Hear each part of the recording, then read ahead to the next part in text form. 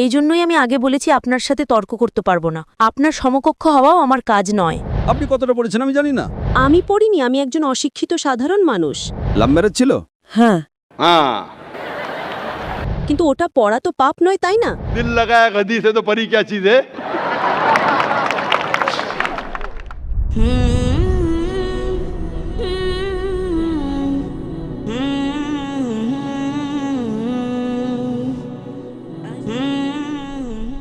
আমার নাম স্বপ্না, আমি হিন্দু পরিবার থেকে।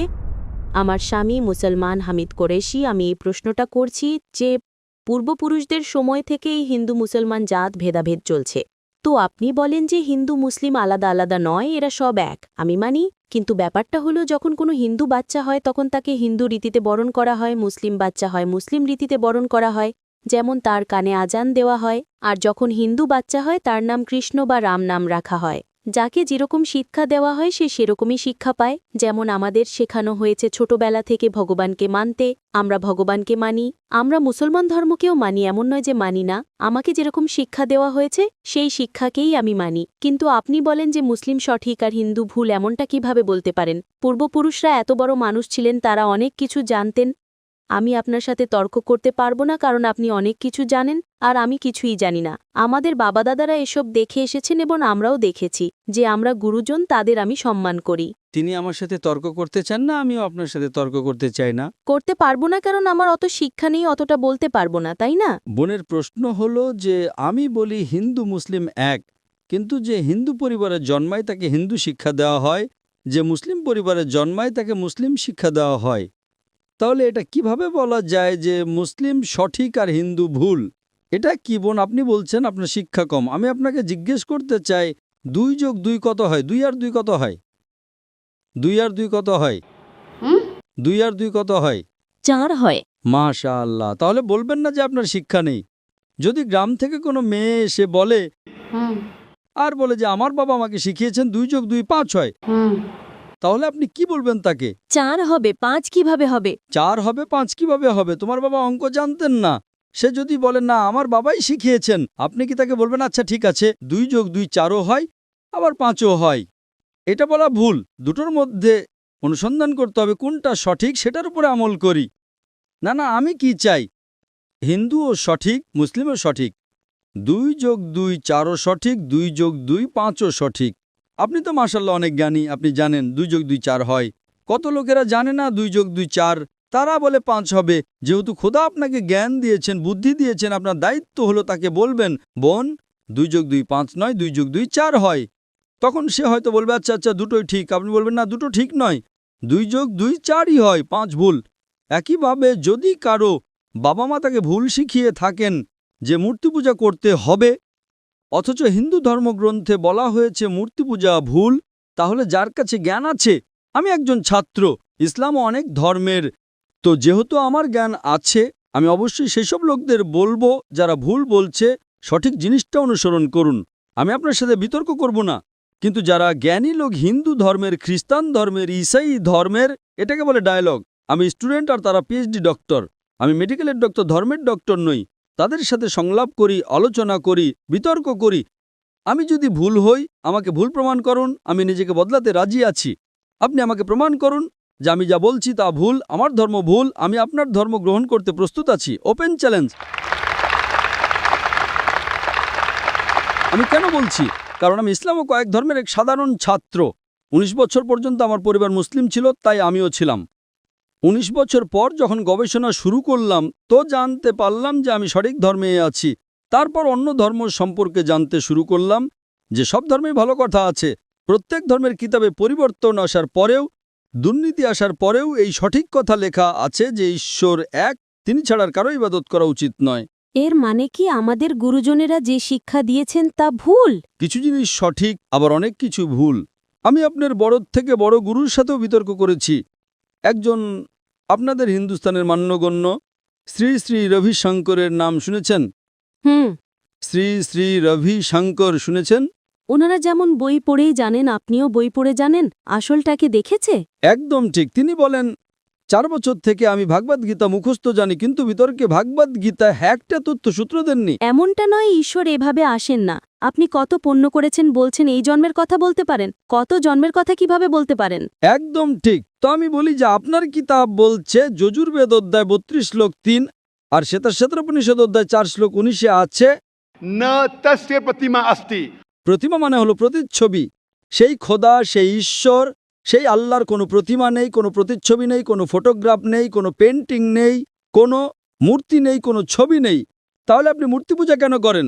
মূর্তি পূজা না করলে ঈশ্বরকে কিভাবে ডাকি, যেমন শিক্ষা দেওয়া হয়েছে, বইয়ে লেখা আছে। যদি শিক্ষা ভুল দেওয়া হয়, মূর্তি পূজা এর মানে এই নয় যে মূর্তি পূজাই করতে হবে, মূর্তিকে দেখতে হবে। গীতা বা মহাভারতে মূর্তির কথা নেই, সেটা পড়ুন, সেখানেও তো শিক্ষা আছে। বোন, আপনি মূর্তি পূজা করেন কিনা? আমি করি, এমন নয় যে করি না, হয়তো আমি ভুল করি। যদি আপনার বন্ধু বলে 2 যোগ 2 5, তাহলে আপনি তাকে শুধরে দেবেন কিনা? হ্যাঁ, শুধরে তো দিতে হবে। আমিও চাই আপনাকে সঠিক পথ দেখাতে। আমি বলছি, যদি মূর্তি পূজা কোরআনে ভুল লেখা থাকে সেটাকে পাশে রাখুন। আপনি কোরআন মানেন না, আপনার ধর্মগ্রন্থই লেখা আছে মূর্তি পূজা ভুল, আমি তার প্রমাণ দিচ্ছি। তাহলে আপনি কেন করছেন? আপনাদের যেমন শিক্ষা দেওয়া হয়েছে যে এই ধর্মে এইভাবে ডাকতে বোন। হয়, ঈশ্বরকেই তো ডাকা হয়। বোন, একটা একটা করে আলোচনা করি, তারপর অন্য বিষয়ে যাব। আমার প্রথম প্রশ্ন হলো, মূর্তি পূজা যখন ভুল তখন কেন করেন? আপনি কেন মূর্তি পূজা করেন? এখন সেই পূর্বপুরুষরা ওইভাবেই করে এসেছেন, এটা তো আজকের কথা নয় যে আমি মানা করে দিলাম আর বললাম চলো আর করছি না। কিন্তু এই পূর্বপুরুষরা যখন যুগ যুগ ধরে করে আসছেন, তখন তারা তো এটা বলতে পারেন না যে আমরা করব না, আমরা করব না, তাই না? যদি যুগ যুগ ধরে গ্রামে শেখানো হয় যে 2 যোগ 2 5, তাহলে কি আপনি সেটা মানবেন? আমার পূর্বপুরুষরা বলতেন পৃথিবী সমতল, আমি কি তা মানব? আমি জিজ্ঞেস করছি, আজ পৃথিবী কেমন? পৃথিবী কি সমতল নাকি পৃথিবী গোল? গলে।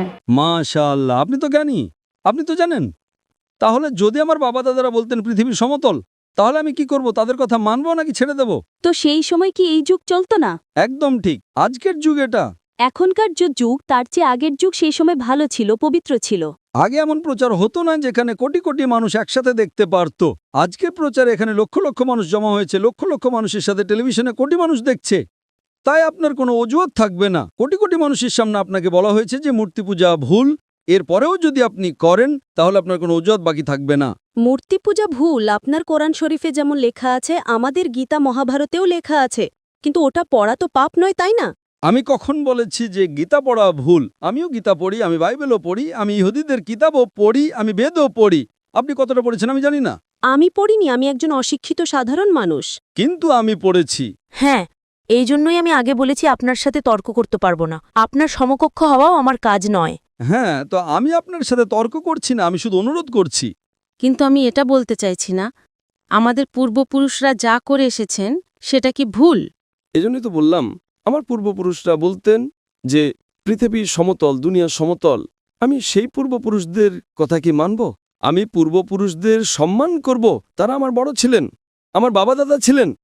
সম্মান করার মানে এই নয় যে তাদের সব কথা মানতে হবে। যদি আমার পূর্বপুরুষরা বলতেন 2 যোগ 2 5, তাহলে কি মানব? না। আমি শ্রদ্ধার সাথে আচরণ করব, আমি তাদের গালি দেব না, আমি তাদের অসম্মান করব না, ভালোবাসার সাথেই বলবো, কিন্তু বলবো যে আপনি ভুল। হুম। আর যদি নাও বলি, অন্তত আমার জীবনে সেটার ওপর আমল করব না। হুম।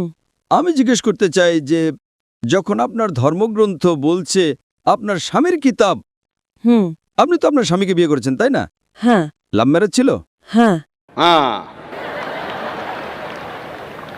ঠিক ছিল না ভুল ছিল সেটা অন্য কথা, কিন্তু যখন আপনি আপনার স্বামীকে এত ভালোবাসেন, আপনার স্বামী আপনাকে ভালোবাসেন কিনা?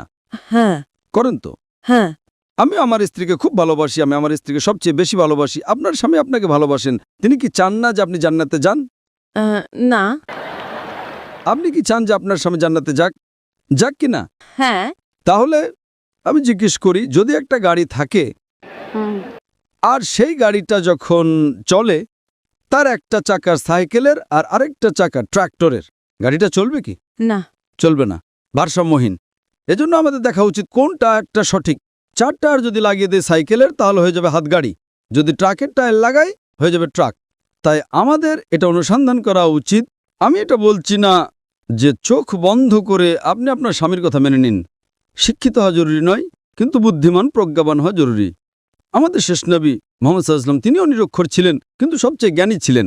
তো আমি আপনাকে জিজ্ঞেস করছি, যখন স্পষ্টভাবে আপনার বইয়ে হিন্দু ধর্মগ্রন্থে এবং কোরআনে লেখা আছে, তখন আপনার পূর্বপুরুষরা যদি ভুল কথা বলতেন, তাহলে কি আপনার সেই ভুল জিনিসের ওপর আমল করা জরুরি? না। তাহলে আপনি কেন মূর্তি পূজা ছাড়েন না? আপনি বলেন আপনি আপনার স্বামীকে ভালোবাসেন কিনা সেটা একটা প্রশ্নচিহ্ন। এটা বাহ্যিক ভালোবাসা। সত্যিকারের ভালোবাসা হলে আমি চাইবো যে এই দুনিয়াতেও এবং আখেরাতেও আমার স্ত্রী আমার সাথে থাকুক। আপনি কি চাইবেন না যে আপনার স্বামী আপনার সাথে থাকুক? চাইবেন কি না? হ্যাঁ। তাহলে আপনি কি এটা অনুসন্ধান করবেন না যে কে সঠিক, আপনার স্বামী নাকি আপনি? কারণ আপনার হিন্দু ধর্মগ্রন্থ লেখা আছে এটা হারাম। তাহলে আপনি কি মূর্তি পূজা ছাড়তে প্রস্তুত? হ্যাঁ। মাশাআল্লাহ। আপনি কি মানেন যে খোদা এক? হ্যাঁ। আপনি কি মানেন মূর্তি পূজা ভুল?